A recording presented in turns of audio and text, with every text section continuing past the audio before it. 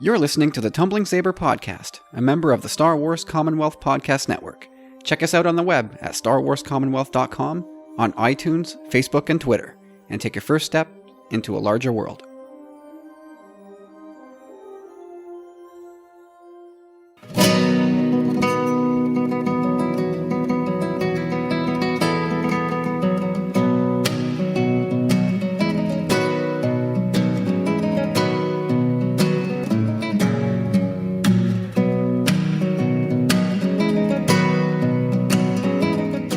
Hey everyone, welcome to episode 83 of the Tumbling Saber Podcast. My name's Kyle. I'm Corey. And no James this week. He is taking a well-deserved break in an undisclosed location, swinging the wrenches, enjoying some nice outdoor time with some friends. But Corey and I are going to make the best of it, and we've got a big fat show packed for you once again. But let's say hi to Corey and catch up, and then we'll get to the Star Wars. What's going on, Corey? What is going on? Yeah, it's been a pretty big week. We're actually recording a bit late. It was my 6th wedding anniversary, so didn't get a chance to record on Sunday. You guys made the call. So anyway, we're recording now, and I'm happy because it was a big weekend. I actually had my anniversary was on Sunday, and then on the Saturday I actually made my way over to the Montreal Comic Con. And how'd that go? It was fun, man. It was really, really. Just wish I could have stayed a little longer, I wish I could have got the weekend pass, but, being the anniversary and all. Not worth it this year. No. But should have went on the Friday night as well. I was so overwhelmed by the time I got there, you know what I mean? It was, maybe I got there at like 12:30 or so, and I was expecting to be home for dinner, so. No, you silly boy. Yeah. No, you got it. It's a write-off. The whole day's a write-off. You leave after breakfast. And you get home early evening. That's it. Yeah. Anyhow, it was still fun, but just almost overwhelming, man. You know what I mean? Like, you just get into the place and you're just like, oh my god, like you don't even know where to begin. So you just kind of do that preliminary tour. Next time I go, I'm going with a plan. I've kind of decided to do every second year, unless they keep doing really amazing guest lists. Like this year, I wasn't totally blown away, especially on the comic book artist front. But yeah, every year when I go now, it's going to be with a plan in mind. But I totally get what you mean with overwhelm. You walk in this enormous convention center, and you like you said, you don't know where to start, which is exactly why I suggest going forward. It's all about a plan. Well, it depends what you want too. If you're collecting, then it's I guess you want to get to those booths right away. But I didn't see a floor plan where I kind of failed you in this sense. Like you had given me your Star Wars #1, and I looked everywhere for the comic book artist, and toward the end I was all like, oh man, and then I finally found where his booth was, and he wasn't there anymore, They weren't giving out maps or anything in their little grab bags? I didn't even see anyone giving out grab bags. Maybe you had to buy the deluxe pass. Probably something like that. Anyway, I didn't see any floor plan as to where everyone would be and all that. Well, I think that's probably right at the front entrance, like where the queue is. They have like a banner stand, and then you have to just check on the other side of that. I know last year they had the floor plan and layout of where everybody was. Yeah, it was probably there too. But anyhow, like I said, I was overwhelmed. Just so many people. I think like there was over like close to 70,000, 65,000 people that were there this year. That's big, man. That's a big number. And my buddy too that I was with, I could have killed him. I'm telling him, let's stop and get some money beforehand going in. He's like, there's plenty of bank machines in there, And, lo and behold, we get in there. We're doing like the preliminary tour. I see a little toy shop that's got all kinds of Black Series stuff. I grab Qui-Gon. And I'm just like, I actually even grabbed the Tusken Raider, but it wasn't even the 40th anniversary. It's just my mind was in like overload. Like, I don't want the regular Black Series one, I want the 40th anniversary one, but I saw it and I was just like, whoa! Like I grabbed it. Like I didn't even know what was going on anymore. I was like, and I finally kind of like snapped out of it. And then I didn't even have money on me. Then I'm like, oh man, I put the Qui-Gon back on the, but at the back of the pegs, I was totally trying to hide it. And why don't you just ask the guy to hold it for you for 10 minutes? It was such madness, bro. It was madness, I tell you. Were you stoned when you got there? Oh, bro. Oh, that's a yes. No wonder everything went to shit. Well, it didn't go to shit. I actually did really, really, really well. I could have done, I stayed under a budget, which, I said months ago, I'm going to go there. I'm going to spend $500. And the date got closer. I'm like, this is just way too much. And the day of, I was like, okay, I'll go $200. That's fine. And then when I finally got there, I was like 180. And then I actually went to the bank machine. I took a 160, man. And I did really well for what I paid. No, that's pretty good. I walked away with some awesome Star Wars stuff, man. It's great.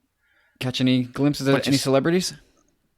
Yeah. I saw Patrick Stewart. I saw Dave Tennant. I saw John Cusack. Mean Gene Okerlund.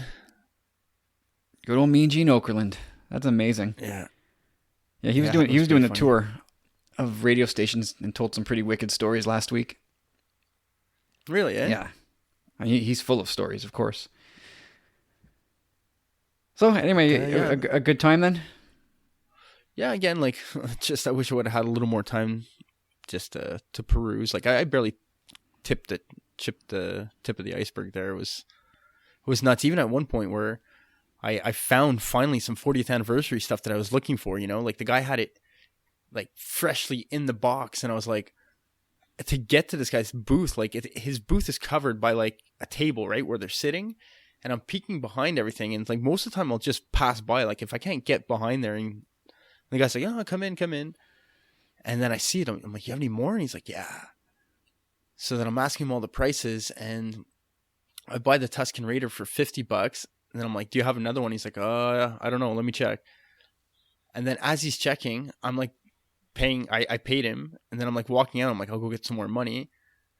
And then this guy stops me, and he's like, oh, you gonna pay for that? And I'm like, I paid this guy over here. And first, no, he didn't say, are you gonna pay for it? He's like, that'll be $75, he told me. But I'm like, in my head, I'm like, I just gave this guy 50. I'm like, well, I already paid for it. But he's like, oh, great purchase, whatever. And then I hear him talking to his buddy out there, those are 75, blah, blah, blah. And I saw the R2 as well. Oh, it's the last piece I'm missing now is the R2 and the... So R2 was in your grasp and you passed? I passed, man. Hard pass. It was my budget. I had, I think it was what? I think I offered the guy $75. And he turned me down. He was like, I just can't do it. How much was he asking? 100. 100 for R2. Holy smokes. It's the only one I saw there, though. Only one. In that case, he can ask what he wants. Yeah. I got his email address. He was very tempted, man. I just like dug into my wallet. I'm like, that's all that's left in there. And it's better this way too, like I was able to score some other sweet stuff. Well, I mean that's why going on the Sundays is amazing. Because on Sunday they just want to get rid of their stuff. They don't want to box it all back up and take it back to their store. It's not, like some of these guys come from long distances. They don't want to load their trucks back up. So they'll make really crazy deals. Yeah, even on the Saturday, like I'm not afraid anymore. It's kind of like I said, I do this almost for a living. So like I would just be like, hey, this for that, and they're like, oh no. And I'm like, okay, like I'll sweeten the pot a bit, And yeah, I saved quite a few bucks doing that this weekend. I was pretty surprised. Usually I just pay, and I'm like, thank you. Well, it's free to ask, and the worst he can say is no. Exactly. All right, so I'm glad you had a good time. I hope to go back next year. Hopefully they have a more attractive lineup too. So, because I wasn't totally blown away, to be honest. No, it was just fun though. See everyone come out, lots of cosplay and stuff. It was great. Yeah, the cosplay is always cool to see. Hey, we got a new review from one of our good friends, Bradley W. Hall, and he says, just like their title implies, if you are a Star Wars fan, this is the podcast for you. The simple fact why this is one of the best Star Wars podcasts out there is because Kyle, Corey, James, and Steve are passionate about Star Wars, and it shows in every episode they produce. There are no filler episodes when it comes to these guys, and one reason why is because they include their fans. Every week they take questions from their listeners, seamlessly including them into the show, and having you feel that you're one of the guys, because you are. After listening to one of their podcasts, you are left with the impression that you've been having a casual conversation with several of your closest Star Wars friends. They're fun, witty, and very knowledgeable and will have you thinking and viewing Star Wars in a new light. So if you love Star Wars and enjoy listening to guys talk about Star Wars, then this is the podcast for you. That's a 5-star review. Fresh out of the oven from Bradley. Thank you, Bradley. That was amazing. Yeah, that was awesome. That was well written, well said. I really appreciate that, or we really appreciate that. I'm sure James does too. Again, well, thank you, Bradley. They have a different relationship, Bradley and James. You know, they're probably much closer. You know, working together, the stunt double thing. Yeah, yep. That's still a very uncanny thing to me. But again, Bradley, much appreciated. And anybody else wants to leave us a review, we will definitely be happy to read it on the show. And before we really get into the news, what news there is, so Woody Harrelson came out in an interview with Uproxx and said that Han Solo is in capable hands. And the quick quote here is, "Ron is great. He's awesome. He's such a gentleman and so prepared. And I loved Chris and Phil, but I think we land in very capable hands." So, and there's more to the story, including a bunch of laughter, apparently. But it says what I take out of this is that I think Woody might be a little bit happier with Ron Howard. That's just the vibe I got. And I don't know if that's because that's what I hope to read, but it definitely sounds to me that the movie's back on track, and the date's not been moved. So I think things are under control. Well, he's a pretty seasoned director in that sense. You know, if you need someone to get something back on the rails, and like he fits the party. I'm sure he's like I heard scheduling and stuff like that were becoming issues, and not filming as much as they were supposed to. Like things of that nature were getting in the way. So, well, yeah, one of the things we heard is that for them to do their thing, they had to get 10, 12 takes, for their creative improvisational thing to really take root. But the schedule, as laid out by Lucasfilm, this is how quickly we've got to do all this. It only allows, for example, half that, maybe even less than half that. So they got to move, and they weren't getting their bit done. And that doesn't sound like anybody was happy, except now for Ron Howard. He's probably quite happy. And I don't know if this is true, but I definitely heard this as well. I don't know if you heard this, but supposedly when it was all said and done and official and announced on set, there was like full on applause. Yeah, that is one thing we did hear, but I don't think it was directed at Lord and Miller or because Ron Howard had come to save the day. It was just sort of like relief. We still have jobs. Yeah, we still have jobs. This thing's still going on. We still want to do this. And one of the things that I think is probably underrated in that whole soap opera is that if you're improvising things on set and you've got a crew of 100, 200 people waiting for directions, what do I do next? Like the clock is ticking. Like these are still people with job or with like homes to go to. So for them, it's like, can you please tell me what I need to do to set up? What do you mean they're over there figuring it out? Like, where's the schedule? What's happening here? So I think maybe the impression from the crew is that things were a little bit rudderless. And so I think the applause stems from, okay, we're back on track. Yeah, that makes sense too. It would be, I guess, yeah, it's rude to think of it that they were like applauding these guys off the set. Yeah, no, I don't think any of that was in play. It's funny though, like you said, there's been so much drama. It's almost like the next standalone film can be about making Star Wars movies. Who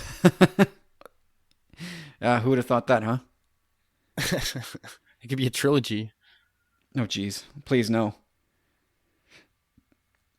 All right, so... let's see, you got... Go on. Well, I was going to say, but we'll get into some real news here. Have you been keeping up with Forces of Destiny at all? Yeah, I'm probably about 3 behind, and like I said, busy weekend with the anniversary and whatnot. Kind of wanting to watch him now with my son as well. He got into it last week, so yeah, I've missed the last 3. I was kind of the scheduling on it's kind of a bit off, It's odd. Like I didn't think they would play them over the weekend and on all that, but anyhow. Yeah, I mean, I'm still liking this, and oddly enough, I mean, this is aimed right at my daughter. 6-year-old girls. This is who this is for. And every time, like, she's also a few behind. We haven't watched any since last week. But when they end, she's totally disappointed. She's like, "That's it?" "Yeah, Hurley, they're just, 2-3 minutes long. That's it." She's like, "Oh, it's too short." Like, she's pissed. Yeah. It's new concept to them, right? So you've probably never seen anything like that. But I mean, except for those little tidbits in between shows, Yeah, I mean, she has seen the Tartakovsky Clone Wars. We did watch that one rainy afternoon last year, I think, and she thought that was pretty cool too. But I mean, my daughter at 6, I mean, she's been so steeped in Star Wars since she could retain information. I mean, it's been at least 3 years now. And so she knows Clone Wars really well. She knows Rebels inside out. She's totally used to the half-hour format. So these 2-3 minute things, I mean, she loves them. Don't get me wrong. She wants the dolls. She wants to. She kind of bugs me. She's like, "Daddy, we haven't watched the Star Wars cartoon today." Okay, we'll get to it, and then we just don't. So we've got some binging to do, but I'm still getting a kick out of this for what it is. They're just quick, enjoyable, gap fillers, which is all I was expecting them to be. But so you did see the Ahsoka one? Yeah. Would remind me what it was, that one? The one where she was on the way to a ceremony with Anakin and Yoda. Yeah. In the Force. How cool was it to see Ashley and Matt back together? Oh yeah, dude. That's something, and yeah. It's crazy how Anakin became a Force like a Disney princess. Like, what do you mean? I don't know. I just saw that going around on Twitter, that they could just kind of like the animation style was really like, how pretty he looked and all that. And his scar was gone. That's migrating scars again. I didn't notice that, but god damn it, Kyle! Thanks for bringing it up. You're gonna chirp at Filoni and yell at him for allowing such a transgression. I'm gonna sleep on it. It was nice to see Kat Tabor back as Padme, and one thing that struck me, in these episodes, that I think those two were back to back, but it reminded me really strongly of how the Clone Wars, the animated series, made the prequels better. And in a lot of ways, for me, when I think of the prequels, I think of the Clone Wars.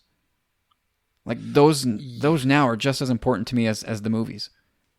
100%. I couldn't agree with you more. Like, I'm going through this Clone Wars phase too. Like, I got the series for Christmas, and yeah, like, I can't stop buying like certain characters. I just think there's so many choice characters that like I have to buy them, like, collecting wise. It's one of those lines that I'm really going after. You know what I mean? Like Cad Bane, characters like that. Oh, you know what I saw? And I don't know if it was in one of the Facebook groups, but somebody was selling. Oh man, it's gonna bug me now. Remember in the Clone Wars there was that little Mon Cal Padawan that Grievous killed? Oh yeah, that figure.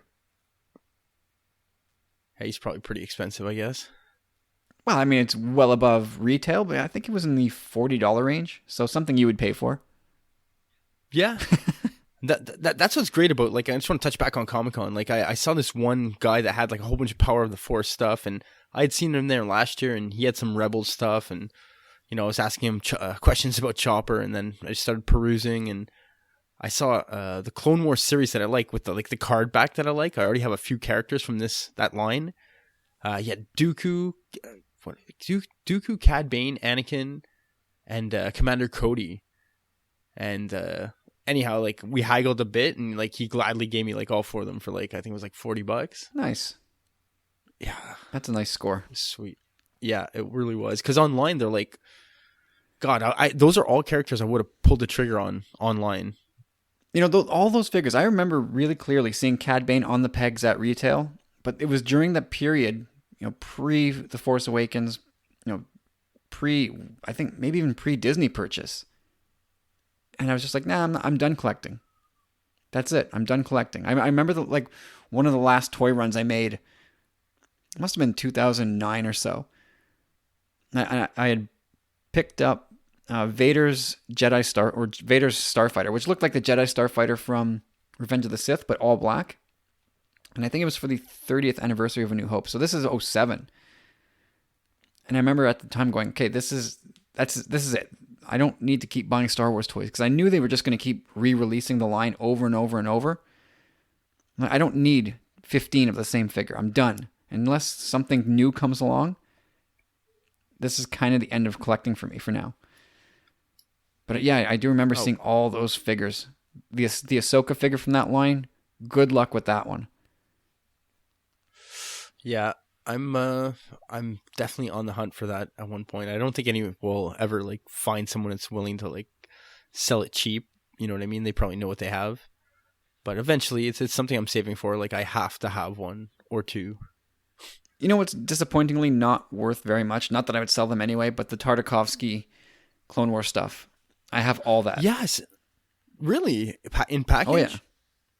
Cool. That's stuff. Like I've been pondering that too because you see them, like you said, for like $4 or $5 sometimes.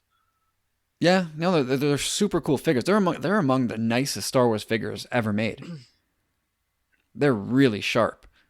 And I still have them all sitting in like mint on card in a box in the closet, which might come out soon because my basement's been freshly painted and it's time to start planning how to deck that room out. Nice. Anyway, a little digression there for more collecting talk. Oh, and my Vanity Fair issues finally showed up. The commemorative awesome. 40th anniversary poster showed up last week on Friday, and the 4 issues showed up today. Only 6 weeks later. Well, whatever. At least it arrived and it's in good condition. Oh yeah, they were packed pretty well, so no complaints there. But anyway, just to finish up with Forces of Destiny, so a couple that you've missed, and I won't spoil them too much, but they have a decidedly Rebels feel to them, and you'll see why once you see them. I'll spare you the details, but a lot of visual cues that let you know exactly where you are along the timeline. Now, maybe not exactly, but close enough. And it's too bad you haven't seen them because I would have spoiled a little bit here if people hadn't seen them. But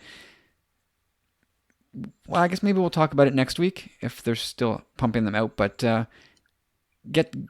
I don't mind. I don't mind being spoiled. To be honest, if you want to talk about them, you can go ahead. I really don't mind. Oh well, there's one that came out yesterday, I think, with Sabine and Leia. That's a cool pairing. It is a cool pairing, and they go up against IG-88. Ooh, cool! Which is kind of cool. And there's 1 second in the little short where you see, of course, Leia is playing dumb, right? She's playing the Empire.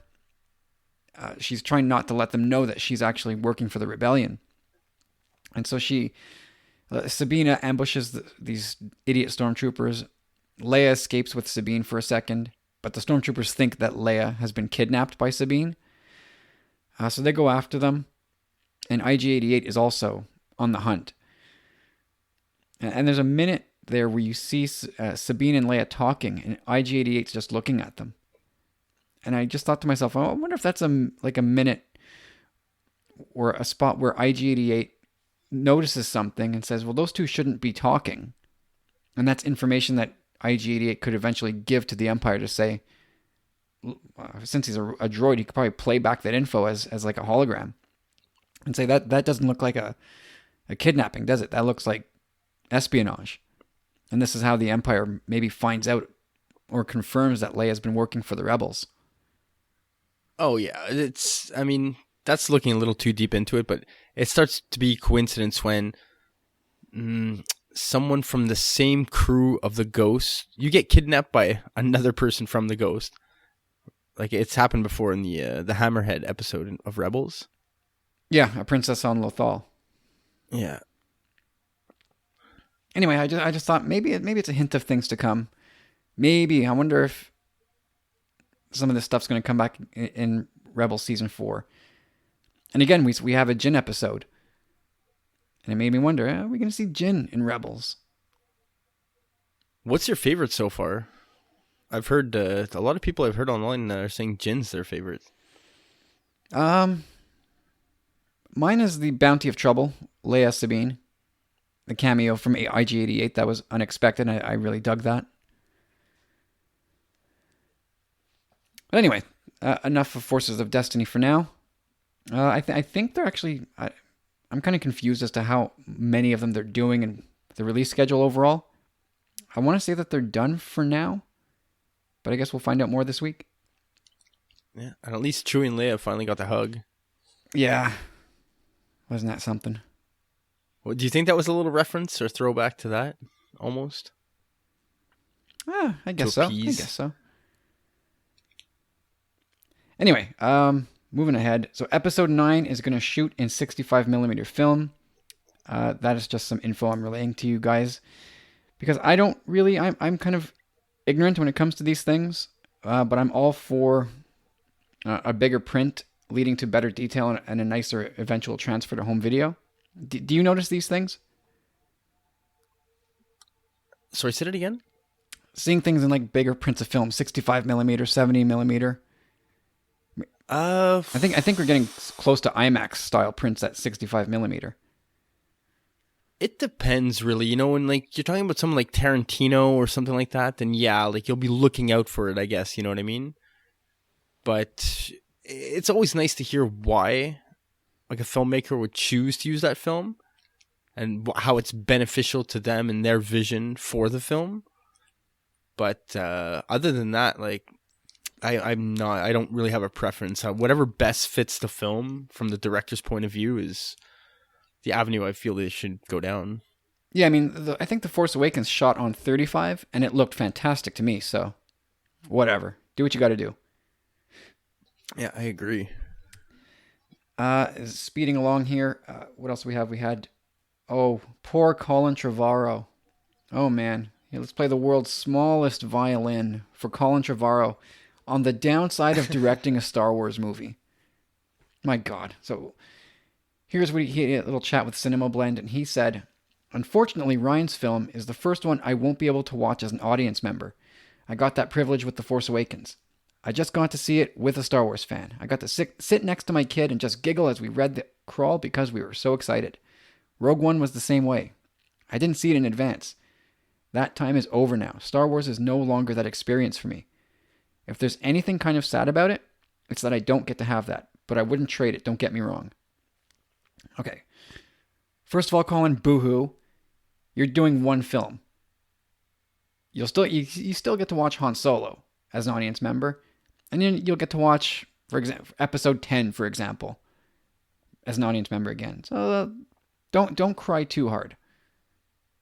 Episode 10, you say? As an example. Okay.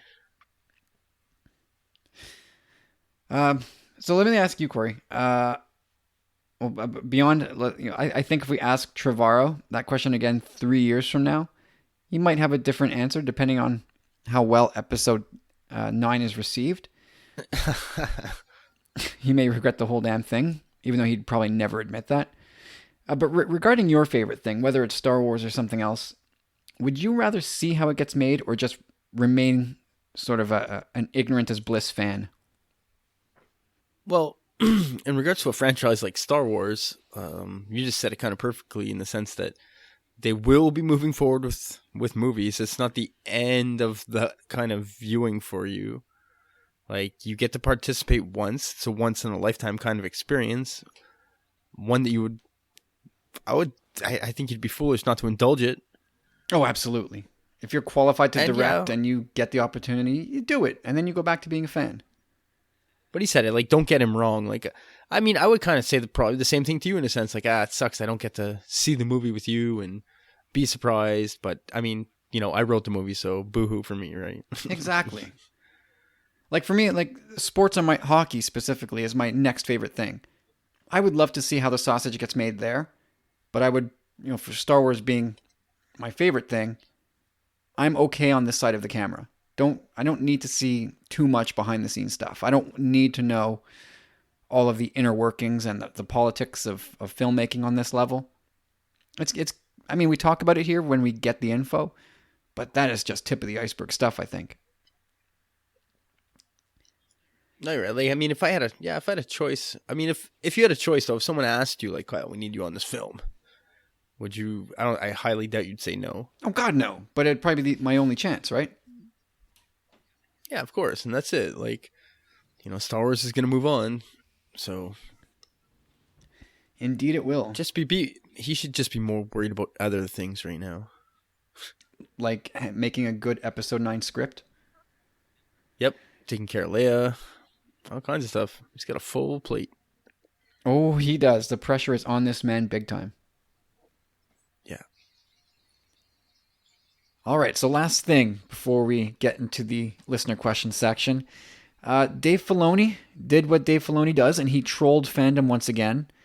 When was this, Corey? Was this Friday night? Thursday night? Yeah, it was late one of those 2 evenings. Anyhow, I know I had texted you like it was fresh off the press. Oh, this was like another one of those bombs, and it's Dave Filoni trolling fandom. It's just what he likes to do. I'm sure he did that. I would have no doubt that he was sitting back having a couple of drinks with friends, maybe his wife, and he says, "Watch this," and he just it makes perfect sense. Just the way it was written too. It's like it just came to me. Yeah, it just came to me that I never showed you guys this, so here you go. Oh, Filoni. Good Lord. Love that guy. Oh, I love Dave Filoni. I love him to death, but he knows exactly what he's doing. He knows he's trolling us. He knows exactly that we're going to turn ourselves inside out trying to chew this bit of dialogue like up. It's clearly written too, like in the way he writes it. Like it's total sarcasm. All right, so should we reenact the scene here? Go for it. You have the notes? I'd have to open them. Give me a sec. For those who have not yet heard or read or seen any of this, we'll do a lazy little reenactment for you here. Will you be Bendu or Ahsoka? I don't even know. Is it on page 2? Yeah, just scroll down. All right. Who do you want to be? I can go Bendu. I can do Bendu. Yeah, you be Bendu. You seem to like Bendu more than anybody I know. Really, eh? Love the Bendu. Well, this is your chance. This might be your big break. All right, let's do this. Move over, Tom Baker. Right. You are set on this confrontation, then. You Mr. Miyagi or Bendu? All right, you want me to do it again? Yeah. I gotta channel my Bendu. Just do it. Just do it straight up. All right. You are set on this confrontation, then. I have to know the truth. So be it, but understand this. Much will change as a result of this encounter, including you. Isn't that true of all things as time advances? My dear, when I say change, I mean death. So I will die. Will you? I didn't know that. Goodbye then, Ahsoka Tano, former Jedi Knight. And there is a whole lot of nothing, as far as I'm concerned. Or if we want to plunge deep into this, maybe it's a whole lot of something.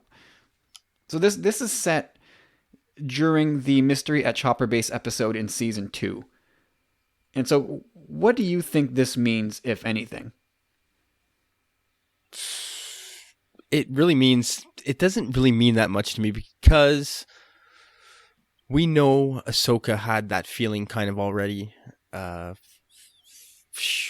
There's been other episodes where like she basically passes out at one point but she does need to know. It does add a little gravitas to their fight, kind of. In retro, well, you know what? I guess it can, but since this is only like a note that never made it into the show, I mean, does this count, or is this really something that we should be folding into our thoughts? Essentially, is Filoni BSing us, or is this really part of the context and how he built out that unfolding storyline? I would think it was up there for him. maybe would have taken too much attention away from the main characters or something. But again, not really necessary. We already had that vibe that she was feeling that. It would be cool also to know that she had met Bendu prior to Kanan discovering him.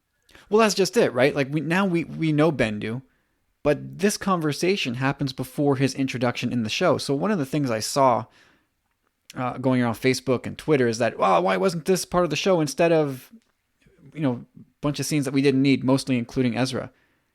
Well, because Bendu hadn't been introduced yet. You can't just introduce Bendu that way. Am I wrong? Nope, you're right. It makes sense. It would have been like it would have been too much, like right? Just now we're dealing with this Bendu guy. Never mind, Maul is coming back into the picture, and never mind Ahsoka versus Vader. We knew that was coming. Now we're going to put this Bendu guy into the mix as well. You're right. It would have been just too much going on at the same time. I would think would have drawn too much away from the main characters. Like would have been all Ahsoka. But it is kind of cool. I'd like to think it is canon, and like I do like looking back on the Twilight of the Apprentice now. It kind of does give a bit of a new perspective on that, knowing that she's going in, thinking that she's gonna die probably or change. That whole conversation, even the tops cards, like everything, like it all looks. I think it's transcendent. Is kind of the word, Like it's so cool. Yeah, I mean, it again, this is what we do, and right? Bendu's, this is what we do as Star Wars fans. We take something and we just blow it out 10 times bigger than it maybe needs to be. But it's just cool that like they're confronted. Like Ahsoka's not a Jedi anymore. Bendu's obviously not a Jedi. Just I don't know. It's cool that maybe they had a little conversation that taught her a thing or two, or gave her a bit more of enlightenment, Well, I mean, okay, let's backtrack for a sec. So, once upon a time, George Lucas and Dave Filoni discussed Ahsoka versus Vader, and George said, "Well, you know what? This is not going to end well for Ahsoka." And I think I'm guessing, but I'm guessing they meant Ahsoka would die in that confrontation. Now, this is before Ahsoka was a well-loved and marketable character. So I think that for them at the time, it was an open shut case. If Ahsoka fought Vader, she would get killed, and that would be the end of her. But now, the reality that we live in is that Ahsoka became a hugely popular character, and her story never got finished after she walked away from the Jedi Order. So now Rebels was a way for Filoni to bring her back. Fulcrum was huge. It was a big deal. I mean, that's one of the greatest moments for me in maybe even in all of Star Wars, to see Ahsoka back. But Filoni's now stuck with the task of writing out the character, and I don't know that straight up death is in the cards for Ahsoka. I think she's too well loved to just run a saber through her chest and call it a day. I mean, if they did it to Han Solo, I suppose they could do it to Ahsoka, but I don't see that happening. So now Dave Filoni is going to get real creative and find a way to get rid of Ahsoka without being too gruesome. So, how does this get done, Corey? A lot of people would jump to, well, this conversation means that by death, Bendu means Ahsoka's turning to a Force ghost. Is that where you're going as well? No, I really truly think Ahsoka's going to be something different.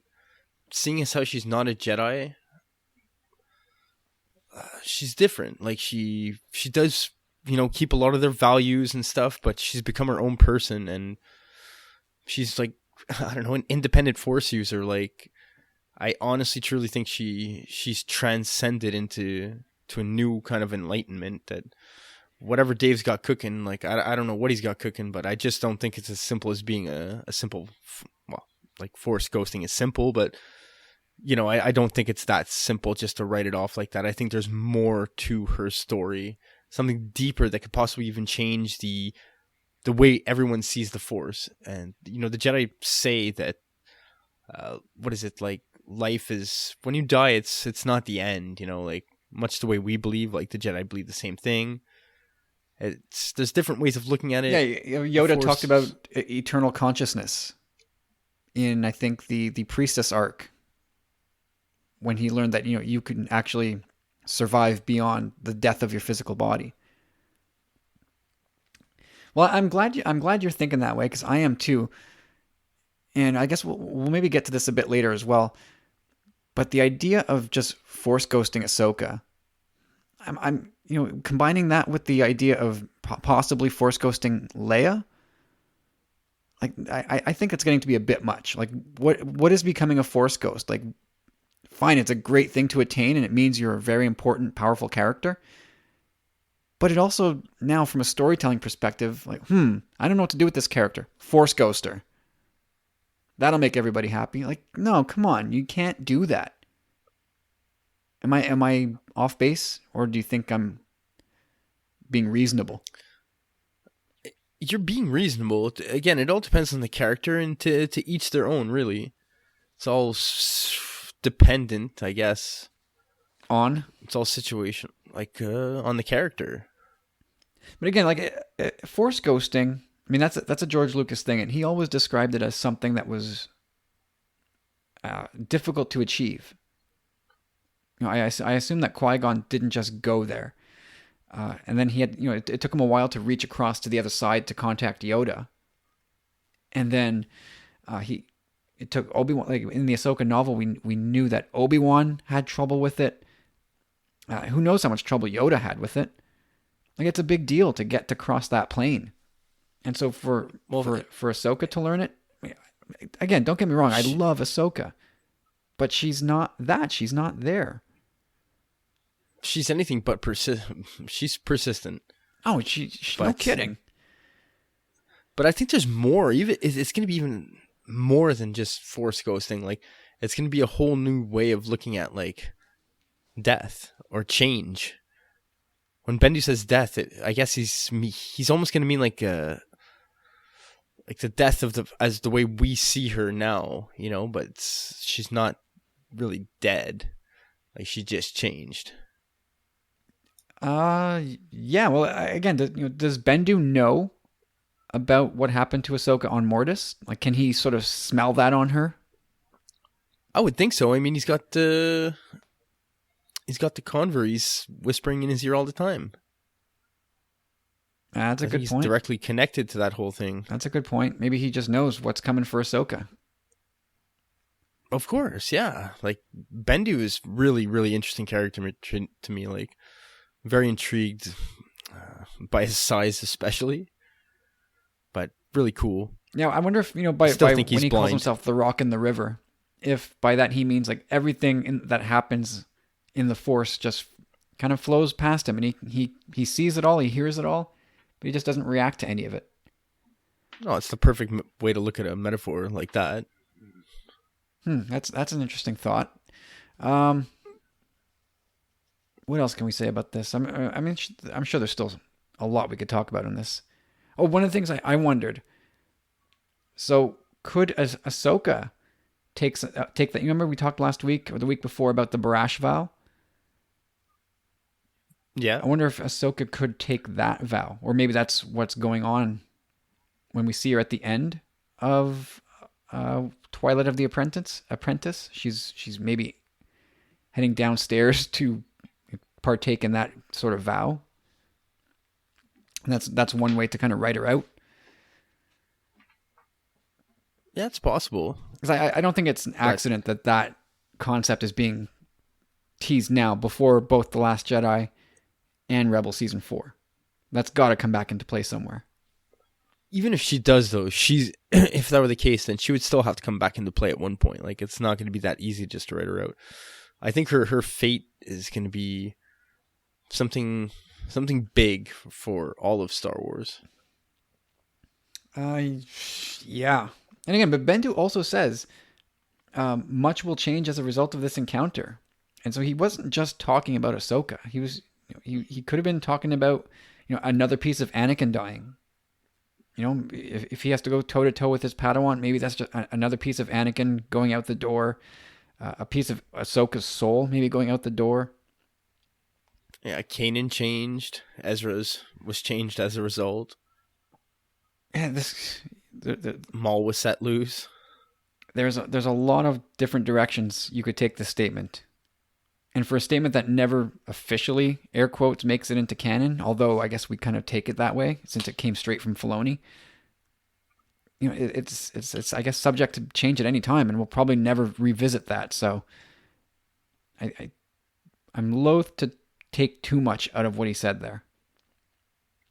No, I just like it. It gives a little more depth to her death. If it's a death. Exactly. I mean death. Well, I mean change. Sure. All right, that's kind of it for the news in Star Wars last week and early this week. We'll now dip into what I think we're going to have to call. We're going to have to give the listener section an official title. And I've been thinking about the binary sunset. And because we get such consistent questions from ads and from Bradley, I thought, AB, binary. That makes sense. Yeah, I like that. Star Wars fans know the binary sunset all too well. So I think we're going to call the listeners' question section of our podcast the binary sunset as we slowly begin to close out the show. And we have a ton of listener questions, starting with ads. So let's hear what he has to say this week, and then we will get on the long road to answering some of these awesome questions. Good evening, Tumbling Sabers. Hope everything is good with the three of you. My question this week is a follow-on to your most excellent answers regarding the Force Ghost question I sent in last week. You've mentioned already the possibility or unlikely scenario of Leia coming back as a Force Ghost. But what if she was to come back as a Force Ghost to Kylo Ren? What if now Episode 9, due to the sad death of Carrie, what if Episode 9 now involves Leia as a Force Ghost coming back to redeem Kylo Ren, to bring him back to the light, but to do it in a way that might make it a little bit easier to fall back on some CGI jiggery pokery? So have a kick around with that for a bit. I've got a feeling there may be one or two questions from your loyal fan base this week, so I'll keep my segment relatively quick. Can't wait to listen. As always, the three of you do a fantastic job. Keep it up, and I will see you next week. Take care. Bye. P.S. Happy anniversary, Corey. And there goes ads once again. Thank you, sir. Brilliant question this week, as usual, and I hope you're doing well too. So, Corey, could we see Leia appear to Kylo Ren as a Force ghost and appeal to to whatever good is left in him? Well, I've kind of said it before in the sense that I personally don't mind seeing her come back as a Force ghost. I think they can loophole it maybe somehow. Daughter of the Chosen One. Again, who knows what we have in store for Episode 8. Rian Johnson may break the rules of Jedidom and using the Force, and maybe it's gonna be like Ghostbusters, and he's gonna like just open the vault for all Jedi ghosts to escape or something. But who knows what's in store? But I personally, I want to see Leia's story somewhat continue. Like we know they have something to deal with here, but this would make the most sense, if anything. It's got a lot of emotional confrontation. We've all wanted to see this confrontation. It's got a lot of resonance in that sense. Leia's really stubborn too. Like I'm sure she could get this thing, but she could find a way. Like she has to be a part of this story, and that would be a great way to kind of bring her in. I like it. I mean, I've said it before, like maybe just see her at the end as a Force ghost, but no, I'd like her to be like whispering her in her kid's ear and to have some kind of sway in this film still. Yeah, I mean, again, the thought of it is nice, right? It all makes us feel warm and cozy about Leia and what she's been able to attain. I mean, this is somebody who's had a wrecking ball taken to her life. like Alderaan destroyed, her husband killed, her father's a tyrant. Anything that bad that could happen to her has happened to her. Yet she's never once even thought about turning to the dark side or tapping that side of the Force, which is remarkable. So, I was kind of looking into this, and there's an early script of Return of the Jedi where Yoda helped shepherd Anakin's spirit to the light side of the Force. And again, that's just an early version, and I don't know if Lucas scrapped the concept or if in his mind that's still a valid thing. To be able to have one spirit be able to steer another in the afterlife from one side to the other.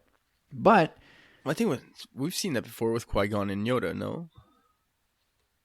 Well, I mean, I don't think so. I mean, Yoda died and he just went to Force Ghost Land.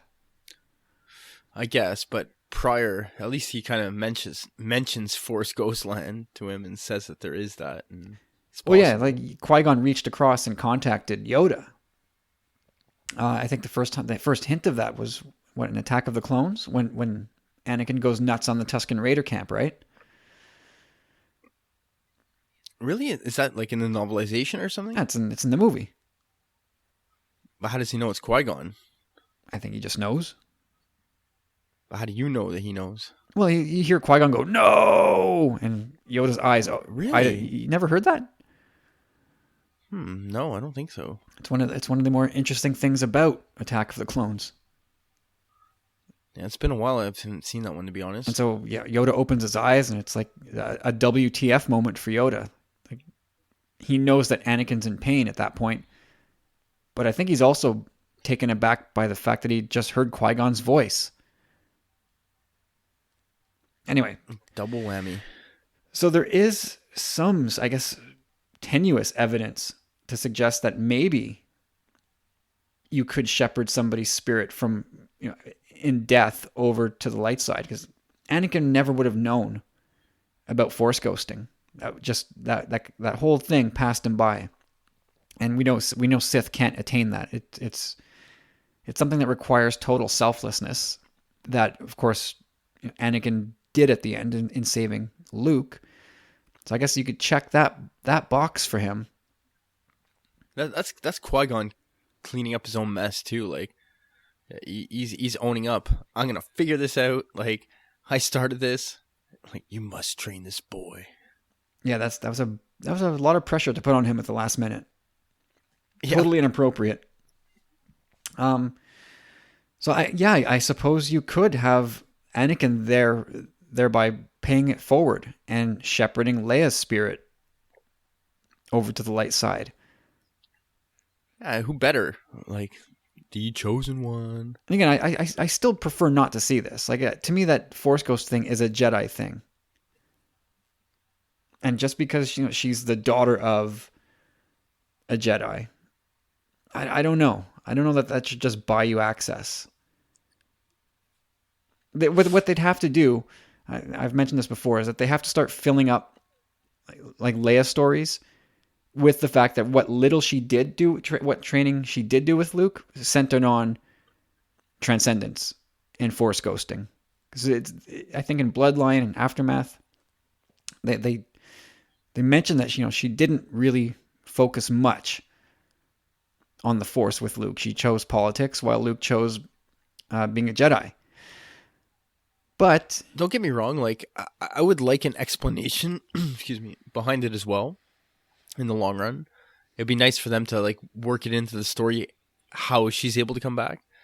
If they don't, I'm still willing to kind of do my own headcanon thing again. Like I'm willing to accept it, depending on to what degree. But I definitely think her having an influence on Kylo should be a part of these films still. And not only in death, like will her death change him? Or maybe that is the cataclysmic moment that Kylo seeks redemption, and seeing his mother die, that he's like, okay, I got to do something now.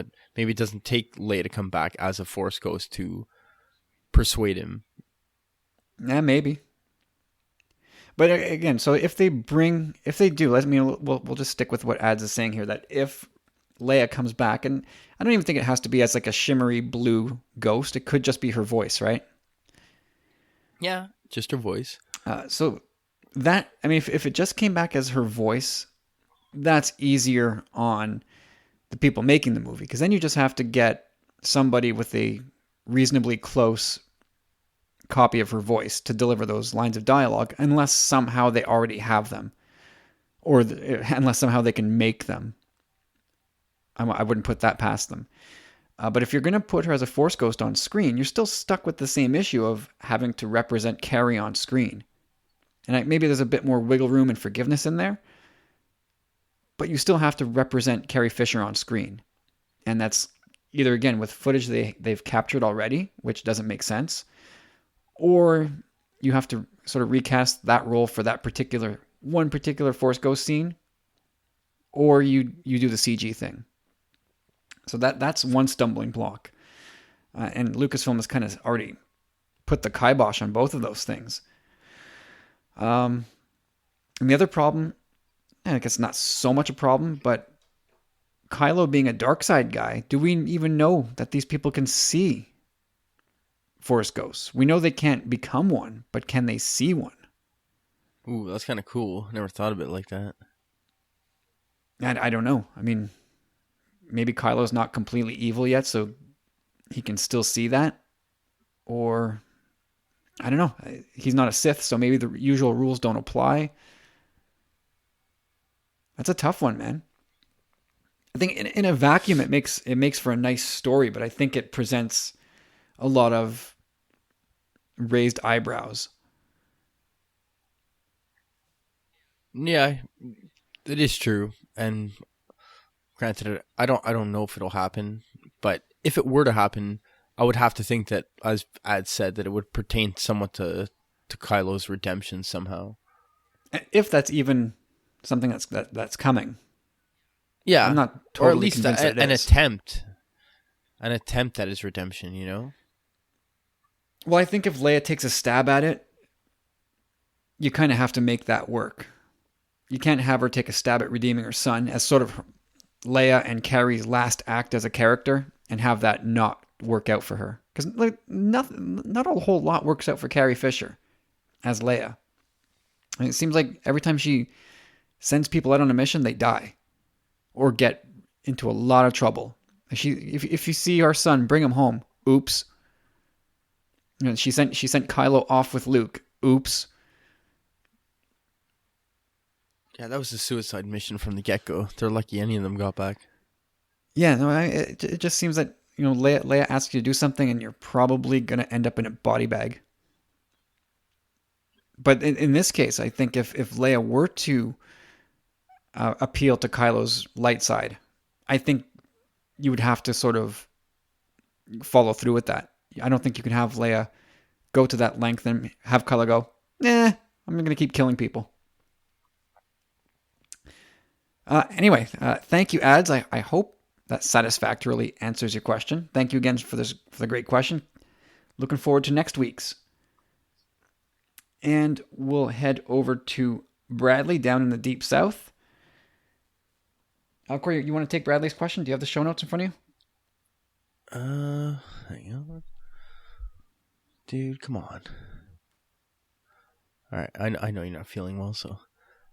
All right, hey guys, Bradley here with a couple of questions for this week's show.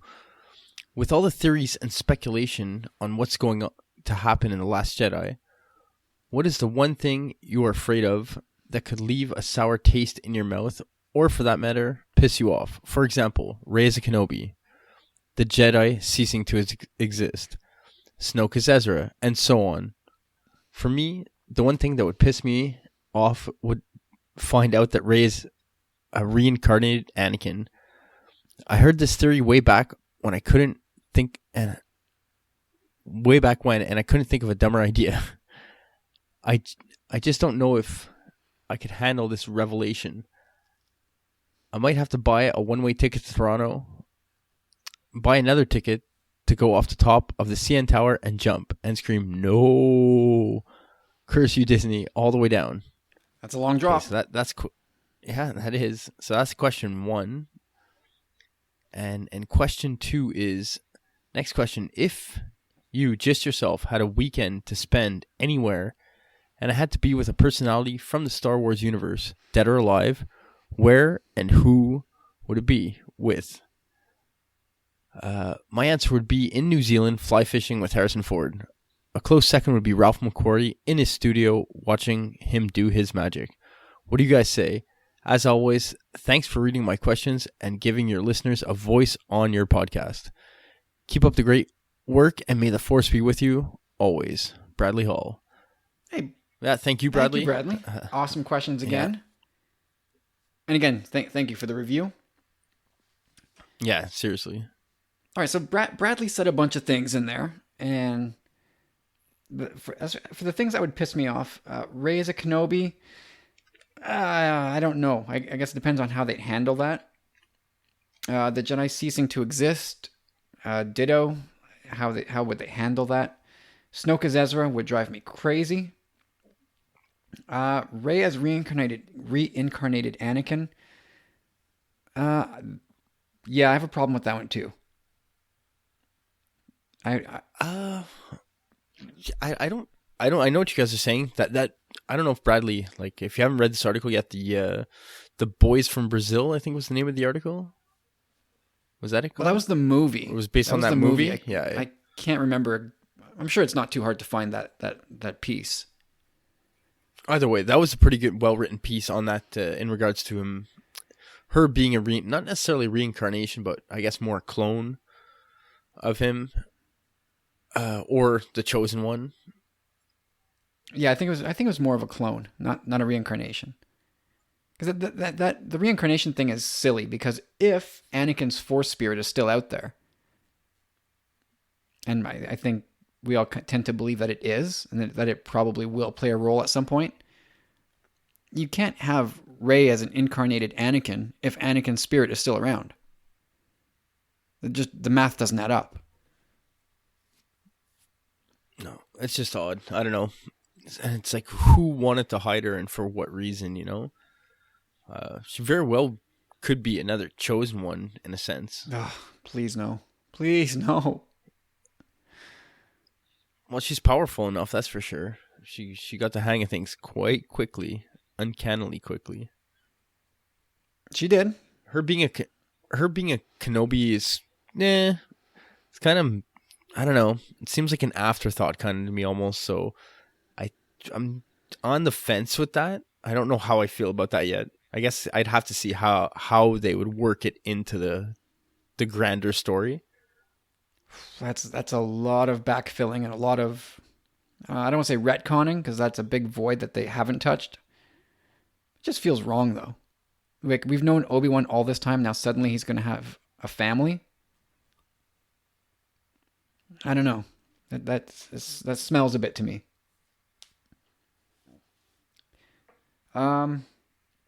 You know, what would piss me off is shipping Rey and Kylo. That would just send me right over the bend. Oh yeah. That can't happen. That would make me angriest, I think. Following through on Snoke as Plagueis would piss me off only because of the vehement denials. And no, Snoke is new. He's not any of these guys. Plagueis is dead. Dead and buried. He's gone. He's dead because Palpatine killed him, and he's dead. Dead. No, I think we're going to see something bigger in the sense we've seen in the novels, that Snoke's kind of touched upon some dark area of space that, you know, maybe even something grander to the scheme of things, you know? Yeah, the unknown regions. It's this huge expanse of space that is unexplored. Who knows what's in there? But it's like he's in search of, like, the dark side, no? You're talking about Palpatine? It was Palpatine, eh? You're right. I mean, Palpatine knew of the unknown regions and felt what was going on out there, which is, you know, the observatory on Jakku. That's what that's all about. But what else? Yeah, Ezra as Snoke would really piss me off. I don't know. I've said this a lot. I don't know if a lot of people are gonna like this, but I don't want to see a Jedi 2.0. You know, I like the fact that they got something lost down the line. But by the end, I've said this so many times before. Everyone's gonna be sick of hearing it, but I want this saga to have a conclusion and bring like a true balance to the Force in the sense that they really got it right this time. And who knows, maybe the Force won't even exist in that universe after. Like the magic is gone, but you know the problem is solved and peace will be had. Whatever it is, you know, like however they have to do it, like that 100-year time frame or that time span where R2 can recount the wills. You know, this whole story from beginning to end. Let it be ending 9 still. They got a lot of work cut out to finish that story in 2. But finish it in 12 and, you know, that's ample time to tell that story. Like, I don't want to see this saga create this whole new thing. Like, well, like Rey's leading a new form of Jedi moving forward. Like, we're the new Jedi, like 2.0, and we're starting a new saga from here, you know? I don't want that. Maybe it would be more like Jedi 4.0.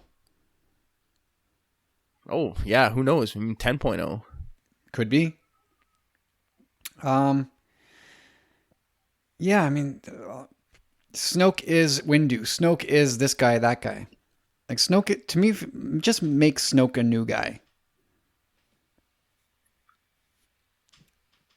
Yeah, I can't see him being anyone else, really. It'd be cool if he had a nice, crazy backstory that would somewhat be pertinent to the grander story. But I know what you mean. Like, he can't be Plagueis and he can't be Palpatine or like any of these characters. Like, he's got to be his own guy that's been like sitting behind the scenes. Maybe even at that, it'd be like everything seems like an afterthought. We think about like, well, maybe he knew Palpatine and whatever, you know. Well, he claims to. He saw the rise and fall of the Empire. He's seen everything.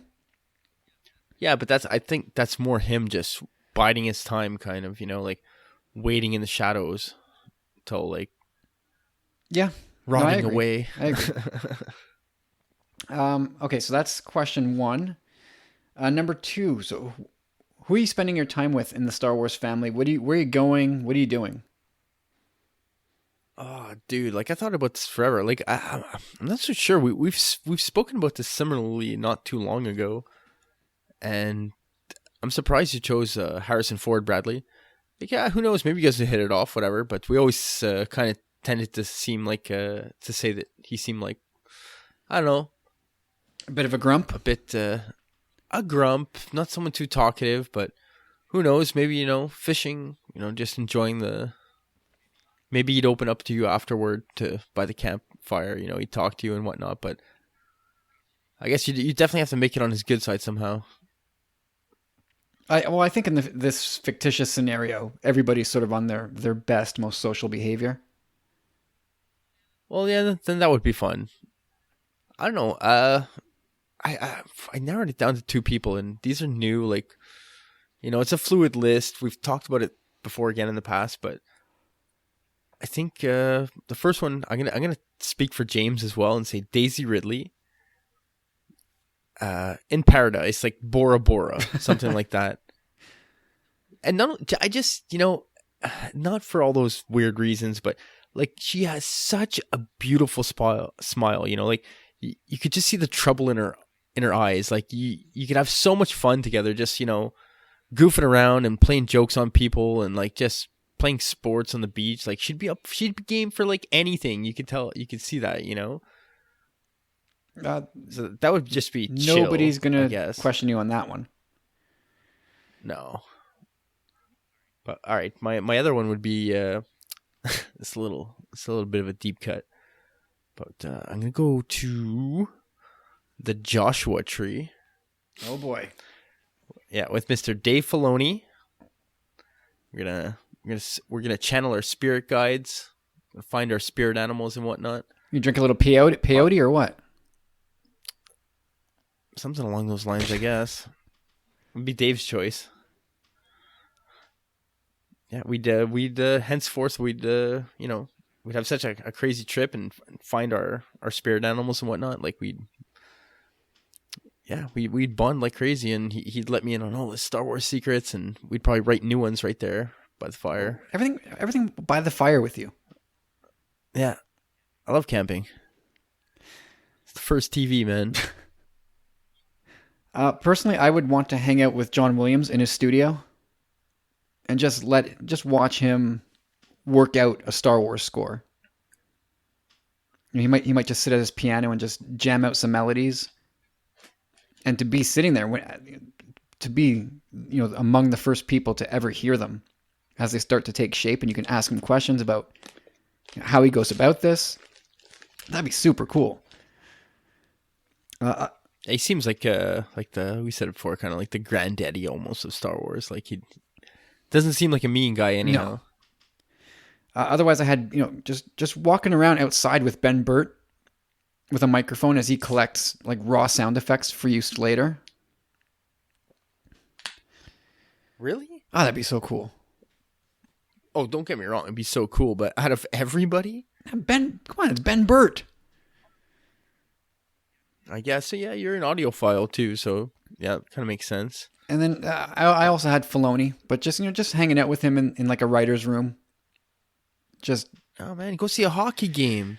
Get him to rent like a loge at the Bell Center, like Habs versus the Penguins. That'd be a pretty cool idea. Indeed. And Bradley, I love your suggestion of Macquarie. That is something cool, especially as an artist too. For Bradley, that would be something so special.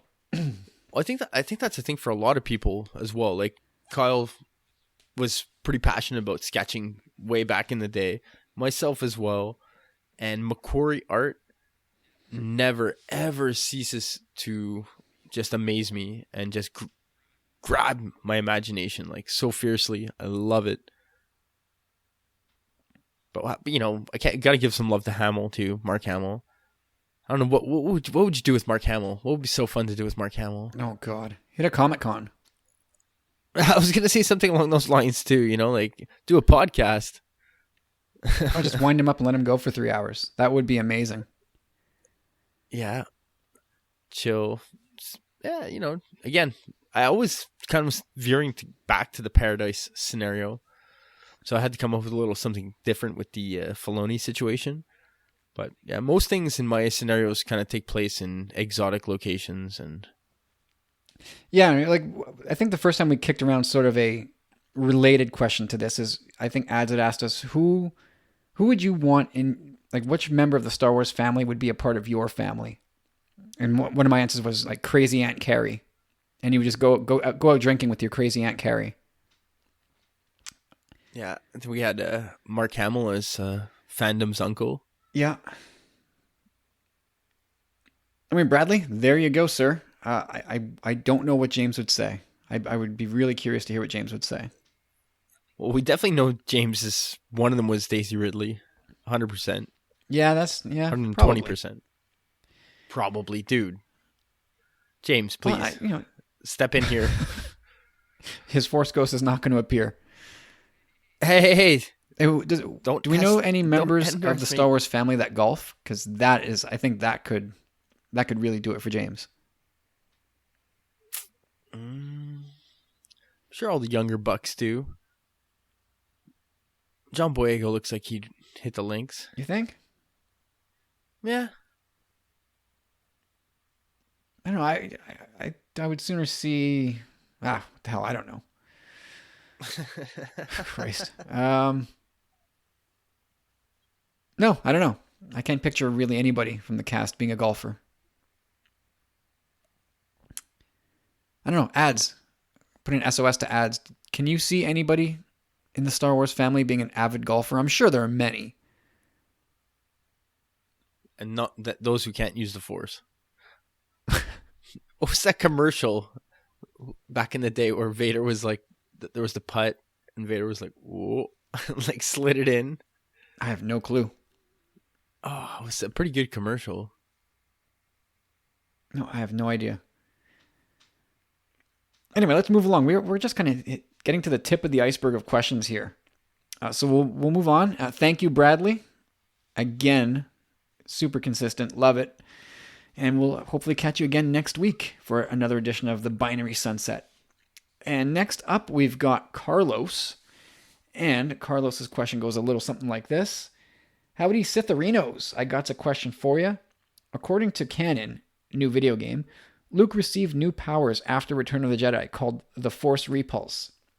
It's kind of similar to the vaporizing power Phoenix had in X-Men The Last Stand. What happened after the events on Death Star 2 that could have developed this power? Did Luke absorb something from Sidious? Will we see these powers in The Last Jedi? What are our thoughts about it? Love you, crazy bad word that starts with an F and sounds like muckers. It's a family show. Carlos. Thank you, Carlos. All right, Corey, let's kick this around for a while. So I think we got to backtrack to some of the earlier reports coming out of... Anyway, it was Act 2. I don't know if it was on Skellig or if it was at Carey where they had set up a replica Act 2. But we'd heard, I think from Making Star Wars, that there was a scene... Was it? I don't know if it was Making Star Wars. But anyway, we had heard footage being shot of these huts being blown apart and that Luke was behind it, which was the genesis, I guess, of this story. And now Luke is getting a similar, like, real power in, I guess it's Battlefront 2 that we're talking about. So what do you think? Is this something we're going to see from Luke in The Last Jedi? Does that sound like a power that he's going to have in his set? Well, first of all, if you're saying it's going to be in Battlefront 2, or if it's set in canon, like I didn't see the link that Carlos had read or whatever, but if that's the case, I tried to Google it. I got some stuff on Wikipedia. What a force... what was it called? A force pulse, I think? Force repulse. Force repulse. It seems, yeah. I mean, we've heard the reports, like you just said. We heard the reports of these huts being blown apart.